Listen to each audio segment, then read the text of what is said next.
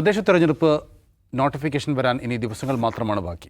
പക്ഷേ തിരുവനന്തപുരത്ത് കോർപ്പറേഷൻ പരിധിയിൽ കോൺഗ്രസ് ഒരു മുഴം മുന്നേ എറിഞ്ഞിരിക്കുകയാണ്. അവിടെ കോർപ്പറേഷനിൽ 3-ാം സ്ഥാനത്താണ് കോൺഗ്രസ് എന്ന് ഓർക്കുക.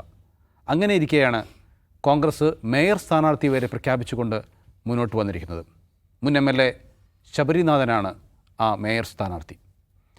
ഇതിലൂടെ തിരുവനന്തപുരത്ത് കോൺഗ്രസ്സിന് നിലവിലുള്ള അവസ്ഥ മെച്ചപ്പെടുത്താനെങ്കിലും കഴിയുമോ എന്നുള്ളതാണ് എല്ലാവരും ഉറ്റുനോക്കുന്നത്. തിരുവനന്തപുരം BJP 2-ാം സ്ഥാനത്തുള്ള കോർപ്പറേഷനാണ്. BJP ഒരുപക്ഷെ അധികാരത്തിലേക്ക് എത്തുമെന്ന് അവർ പ്രതീക്ഷിക്കുന്ന കോർപ്പറേഷനും കൂടിയാണ്. അങ്ങനെയുള്ളൊരു സ്ഥലത്ത് കോൺഗ്രസ് ഇത്ര നേരത്തെ പണി തുടങ്ങിയാൽ അതിൽ വല്ല കാര്യവുമുണ്ടോ? കോൺഗ്രസ്സിന് അവിടെ ഗ്രാസ് റൂട്ട് ലെവലിൽ അത്തരമൊരു പിന്തുണയുണ്ടോ? ഈ തിരുവനന്തപുരം, കൊല്ലം ജില്ലകൾ ഒരു കാലത്ത് കോൺഗ്രസ്സിന് ശക്തി ഉണ്ടായിരുന്ന ജില്ലകളാണ്. പിന്നെ നമുക്കറിയാം അവിടെ നിന്നുള്ള കുത്തിയൊലിച്ചു പോവുകയാണ് ചെയ്തത്. കോൺഗ്രസിൻ്റെ വേരോട്ടം കുത്തിയൊലിച്ചു പോയി, അവിടെ നിന്നുള്ള വോട്ടുകൾ കുത്തിയൊലിച്ചു പോയി. അപ്പോൾ ഈ രണ്ട് ജില്ലകളിലും കോൺഗ്രസ്സിന് ജയിക്കാൻ കഴിയുന്ന മണ്ഡലങ്ങളുടെ എണ്ണം വളരെ വളരെ കുറവാണ്. ഇപ്പോൾ തിരുവനന്തപുരത്ത് വെച്ച് നോക്കുകയാണെങ്കിൽ കോവളം, അതിൽ അരുവിക്കരയിൽ മുമ്പ് ശബരിനാഥൻ ജയിച്ചതൊക്കെ ഒഴിച്ചാൽ ബാക്കി ഒരിടത്തും അവർക്ക് അവരൊരു ഫുട് ഹോൾഡ് ഉറപ്പിക്കാൻ കഴിയുന്നില്ല. എന്ന് മാത്രമല്ല BJP അവിടെ അതിശക്തമായി വളരുകയും ചെയ്യുകയാണ്. തിരുവനന്തപുരത്ത് പല മണ്ഡലങ്ങളിലും, വട്ടിയൂർക്കാവട്ടെ, നേമമാവട്ടെ, എവിടെയും BJPക്ക് വലിയ മുന്നേറ്റം ഉണ്ടാവുകയും ചെയ്യുകയാണ്. അപ്പോഴാണ് ഏവരെയും ഞെട്ടിച്ചുകൊണ്ട് കോൺഗ്രസിൻ്റെ ചരിത്രത്തിൽ അഭൂതപൂർവം എന്നൊക്കെ പറയാവുന്ന രീതിയിൽ മുൻ MLA ആയ ഒരാളെ മേയർ സ്ഥാനാർത്ഥിയായിട്ട് അവതരിപ്പിക്കുന്നു. അങ്ങനെ ഒരു ചരിത്രം ഉണ്ടായിട്ടില്ല. മുമ്പ് MLA ആയിരുന്ന ഒരാൾ പിന്നീട് മേയർ സ്ഥാനത്തേക്ക് മത്സരിച്ച് നമ്മൾ കേട്ടിട്ടുണ്ടോ? ഏതെങ്കിലും പാർട്ടിയിൽ ഉണ്ടായിട്ടില്ല. അതൊരു വലിയൊരു സ്റ്റെപ്പാണ്. എന്ന് മാത്രമല്ല വളരെ മുമ്പേ തന്നെ, കോൺഗ്രസിൻ്റെ ചരിത്രത്തിലില്ലാത്ത രീതിയിൽ വളരെ മുമ്പേ തന്നെ സ്ഥാനാർത്ഥി പട്ടിക പ്രഖ്യാപിക്കുകയും ചെയ്യുന്നു. അപ്പോൾ ഇത് തദ്ദേശ തെരഞ്ഞെടുപ്പിൽ വിജയിക്കുക എന്നുള്ളതാണ് കോൺഗ്രസിൻ്റെ, തദ്ദേശ തെരഞ്ഞെടുപ്പിൽ പരമാവധി വിജയിക്കുക എന്നുള്ളത് കോൺഗ്രസിൻ്റെ ലക്ഷ്യമാണ്. എങ്കിലും നമുക്കറിയാം തദ്ദേശ തെരഞ്ഞെടുപ്പുകളിൽ LDFനാണ് ഒരു മേൽക്കൈ എപ്പോഴും ഉണ്ടാവാറുള്ളത്. അപ്പോൾ അസംബ്ലി തെരഞ്ഞെടുപ്പിൽ LDF തോക്കുന്ന ഇതാണെങ്കിൽ പോലും തൊട്ട് മുമ്പ് നടക്കുന്ന തദ്ദേശ തെരഞ്ഞെടുപ്പിൽ LDFനായിരിക്കും മേൽക്കൈ ഉണ്ടാവുക. അത് രണ്ട് കാര്യമുണ്ട്. ഒന്ന്, കോൺഗ്രസിനേക്കാൾ സുസംഘടിതമായ സംഘടനാ സംവിധാനം അവർക്കുണ്ട്. അവർക്ക് അത്രയധികം ഗ്രാസ് റൂട്ട് ലെവലിൽ പ്രവർത്തിക്കാൻ കഴിയുന്നുണ്ട്. അതുകൊണ്ടാണ് അവർക്ക് തദ്ദേശ തെരഞ്ഞെടുപ്പ് കൂടുതൽ ജയിക്കാൻ കഴിയുന്നത്. കോൺഗ്രസിനത് കഴിയാത്തതിന് കാരണം അവരുടെ സംഘടന ദുർബലമായതുകൊണ്ടാണ്. ഇവിടെ ഞാൻ മനസ്സിലാക്കുന്നത് ഈ തിരുവനന്തപുരത്ത് K. ശബരിനാഥൻ്റെ മുൻനിർത്തിയുള്ള നേരത്തെ സ്ഥാനാർത്ഥി പ്രഖ്യാപിക്കുന്ന പരീക്ഷണം യഥാർത്ഥത്തിൽ കോർപ്പറേഷൻ ജയിക്കുക എന്നുള്ളത് മാത്രമല്ല, അടുത്ത അസംബ്ലി തെരഞ്ഞെടുപ്പ് കൂടി ലക്ഷ്യം വെച്ചുകൊണ്ടാണ്. രണ്ട് കാര്യങ്ങൾ കോൺഗ്രസിന് അതിലൂടെ നേടാൻ ആഗ്രഹിക്കുന്നുണ്ടാവും. ഒന്ന്, കോർപ്പറേഷനിൽ പരമാവധി ജയിക്കുക. അധികാരം പിടിക്കാൻ പറ്റുമെന്നുള്ളതൊക്കെ മറ്റൊരു കാര്യം. കാരണം ഒരു ശക്തമായ ത്രികോണ മത്സരമായിരിക്കും എങ്കിൽ അവിടെ നടക്കുക. അപ്പോൾ അധികാരം പിടിക്കുക എന്ന ലക്ഷ്യത്തോടുകൂടി പരമാവധി ജയിക്കുക എന്നുള്ളൊരു കാര്യം. രണ്ട്, കോർപ്പറേഷനിലെങ്കിലും ഈ കോൺഗ്രസിൻ്റെ സംഘടനാ സംവിധാനത്തെ ചലിപ്പിക്കുക, ഊർജ്ജസ്വലമാക്കുക. അപ്പോൾ പദയാത്രകൾ ആരംഭിച്ചിട്ടുണ്ട്. K. മുരളീധരനാണ് അതിൻ്റെ ചുമതല. മൊത്തം ആ തെരഞ്ഞെടുപ്പിൽ നേതൃത്വം കൊടുക്കുന്നതിന് മുരളീധരനാണ്. അപ്പോൾ അത്രയും സീനിയർ ആയിട്ടുള്ളൊരു നേതാവിന് തന്നെ രംഗത്തിറക്കി അതിൻ്റെ മുഴുവൻ ചുമതലയും കൊടുക്കുന്നു.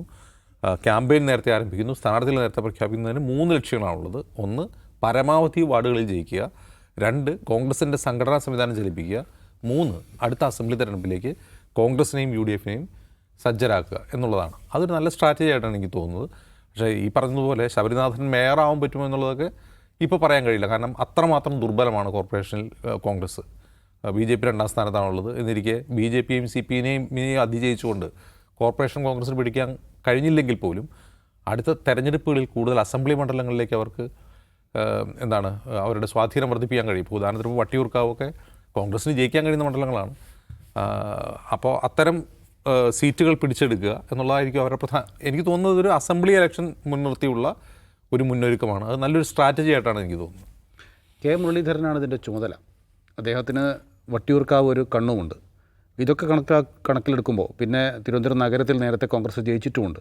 ഇതൊക്കെ കണക്കിലെടുക്കുമ്പോൾ നിയമസഭ തന്നെയായിരിക്കും ലക്ഷ്യം, അല്ലേ? അല്ല, ഇതിൻ്റെ ഗുണം നിയമസഭയിൽ കിട്ടിയാലേ ഉള്ളൂ. കോർപ്പറേഷനിൽ അതിൻ്റെ ഗുണം കിട്ടാൻ തക്കവണ്ണമുള്ള പണി എന്തെങ്കിലും കോൺഗ്രസ് എടുത്തിട്ടുണ്ടോ നമ്മൾ കുറച്ച് പുറകോട്ട് പരിശോധിച്ചാൽ കോൺഗ്രസ് അങ്ങനെ തിരുവനന്തപുരം കോർപ്പറേഷൻ കിട്ടണം, അല്ലെങ്കിൽ കൊച്ചി കോർപ്പറേഷൻ നിലനിർത്തണം, അല്ലെങ്കിൽ കിട്ടണം, കോഴിക്കോട് കിട്ടണം എന്ന അടിസ്ഥാനത്തിൽ, അല്ലെങ്കിൽ മറ്റേ പഞ്ചായത്തുകൾ എന്ന നിലയ്ക്ക് നേരത്തെ കാലേ കൂട്ടി പ്രവർത്തിക്കുക, കാലേ കൂട്ടി അവിടെ സ്ഥാനാർത്ഥികളെ തീരുമാനിക്കുക, എന്നിട്ട് അവരെ അപ്രഖ്യാപിതമായി ഡിപ്ലോയ് ചെയ്യുക, അങ്ങനത്തെ പരിപാടിയുള്ള പാർട്ടിയൊന്നുമല്ലല്ലോ കോൺഗ്രസ്. പിന്നെയും ആ UDFനകത്ത് മുസ്ലിം ലീഗാണ് അത് കുറച്ച് വൃത്തിയായി ചെയ്യുന്നത്. മുസ്ലിം ലീഗ് മലബാറിലൊക്കെ അവരുടെ വിവിധ സമ്മേളനങ്ങളൊക്കെ നടത്തി അതിൻ്റെ ഗ്രാസ് റൂട്ട് ലെവലിലുള്ള പണികൾ ഓൾറെഡി പൂർത്തിയാക്കി കഴിഞ്ഞിട്ടുണ്ടെന്നാണ് ഞാൻ മനസ്സിലാക്കുന്നത്. പക്ഷേ കോൺഗ്രസിന് അങ്ങനെ ഒരു പരിപാടിയില്ല. ഇപ്പോൾ തിരുവനന്തപുരത്തെ കാര്യം എടുത്താൽ തിരുവനന്തപുരത്ത് ശബരിനാഥനെ പ്രഖ്യാപിച്ചു. അതാണ് ഒരു വാർത്തയുടെ തലക്കെട്ട്.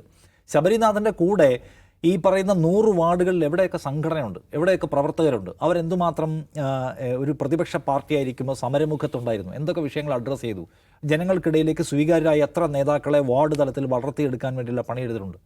നമ്മൾ സി പി എമ്മിനെ നോക്ക്, സി പി എം അവിടെ സ്ഥാനാർത്ഥികളെ പ്രഖ്യാപിച്ചിട്ടില്ല എന്നുള്ളൂ. ഓൾറെഡി മിക്കയിടത്തും സി പി എം ആളുകളെ ഡിപ്ലോയ് ചെയ്ത് കഴിഞ്ഞിട്ടുണ്ട്, തീരുമാനിച്ച് അവരാളുകൾക്കിടയിൽ പ്രവർത്തിച്ചുകൊണ്ടിരിക്കുകയാണ്. ആ നിലയ്ക്ക് സംഘടനയെ കെട്ടിപ്പടുക്കുന്നതിൽ, അടിസ്ഥാന ബേസ് വർദ്ധിപ്പിക്കുന്നതിൽ ഒരു പണിയെടുത്തിട്ടില്ല. ഇത് ആകെ ഒരു തലക്കെട്ടുണ്ടാക്കി, വാർത്തയുണ്ടാക്കി, ശബരിനാഥനെ പോലെ ഒരു ഫിഗറിനെ കൊണ്ടുവന്ന് വട്ടിയൂർക്കാവിൽ മത്സരിപ്പിക്കാനുള്ള തീരുമാനം അവർ എടുക്കുന്നു. അദ്ദേഹം മത്സരിക്കാൻ പോകുന്നത് കവടിയാറിൽ മത്സരിക്കാനുള്ള തീരുമാനം എടുക്കുന്നത്. അതിനപ്പുറത്തേക്ക് സംഘടന എന്തുമാത്രം ഉണ്ടെന്നുള്ള ചോദ്യത്തിലാണ്. നേരത്തെ പറഞ്ഞ സി പി എമ്മിനും എൽ ഡി എഫിനും എന്തുകൊണ്ടാണ് എപ്പോഴും തദ്ദേശ തെരഞ്ഞെടുപ്പിൽ എഴുതിയെടുക്കാൻ കഴിയുന്നത്? അവരുടെ സംഘടന അത്രയും താഴെ തട്ടിലുണ്ട് എന്നതുകൊണ്ടാണ്. അതിവിടെ ഇല്ല എന്നുകൊണ്ട് കോൺഗ്രസ് അങ്ങനെ ഞെട്ടിക്കും എന്ന് ഞാൻ വിചാരിക്കുന്നതില്ല. പക്ഷേ ഇപ്പോൾ നടത്തുന്ന ഈ പദയാത്രയും ഈ ബഹളവും ഇദ്ദേഹം തന്നെ നേരിട്ടിറങ്ങിയിട്ടുള്ള നായകത്വവുമൊക്കെ അതിനെ നിയമസഭാ തെരഞ്ഞെടുപ്പിൽ കുറച്ച് ചലിപ്പിക്കുമായിരിക്കും.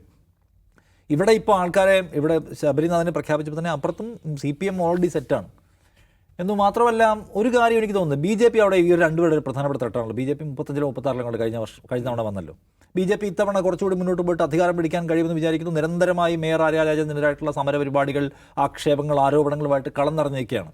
പക്ഷേ ഇത്തവണ ബി ജെ പി ഇതിനകത്ത് നേരിടാൻ പോകുന്ന ഒരു ക്രൈസിസ് എന്ന് വെച്ചാൽ കോൺഗ്രസ് ഇറങ്ങിയിരിക്കുകയാണ്.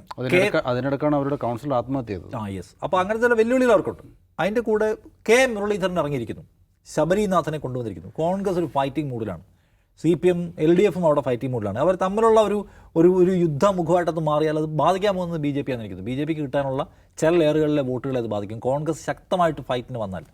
സോ അതുകൊണ്ട് ബി ജെ പി ആണ് അങ്കലാപ്പിലായിട്ടുള്ളത് എനിക്ക് തോന്നിയത് കാണുമ്പോൾ. സി പി എമ്മിനെ ഉണ്ടാവാനുള്ള സാധ്യത വളരെ കുറവാണ്. പിന്നെയും ബി ജെ പിക്കാരോട് നമ്മൾ സംസാരിക്കുമ്പോൾ അവർ തന്നെ പറയുന്ന കാര്യമുണ്ട്, വാർഡ് വിഭജനം വലിയ പണിയായി മാറിയിട്ടുണ്ട് എന്നാണ്. വാർഡ് വിഭജനം വീണ്ടും എൽ ഡി എഫിന് അധികാരത്തിൽ തുടരാൻ കഴിയുമ്പോഴത്തിലാണ് അവർ ഡിസൈൻ ചെയ്തിരിക്കുന്നത് എന്ന പ്രശ്നം അവർ ഉന്നയിക്കുകയും ചെയ്യുന്നുണ്ട്. അപ്പോൾ വാർഡ് വിഭജനം ഓൾറെഡി പിന്നെ 70 സീറ്റിലോ മറ്റോ ലക്ഷ്യം വെച്ചിട്ടുള്ള ഒരു പ്രോജക്റ്റ് വെച്ചിട്ടാണ് സി പി എം അവിടെ പ്രവർത്തിച്ചുകൊണ്ടിരിക്കുന്നത്.